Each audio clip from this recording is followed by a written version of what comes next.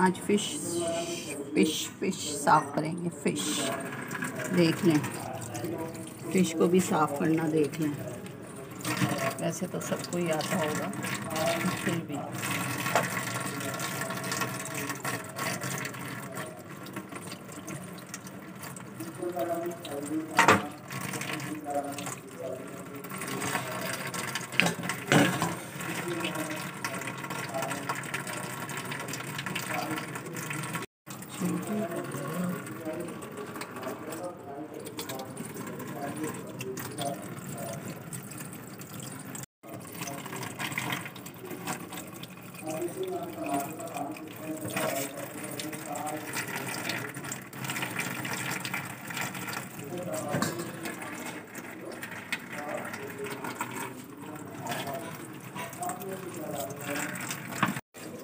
ये अब रख दिया है नमक और नींबू लगा के दोबारा।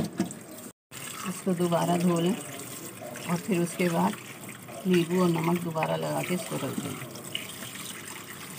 अब इसका सारा पानी निकल जाएगा, फिर उसके बाद हम इसे पकाएंगे।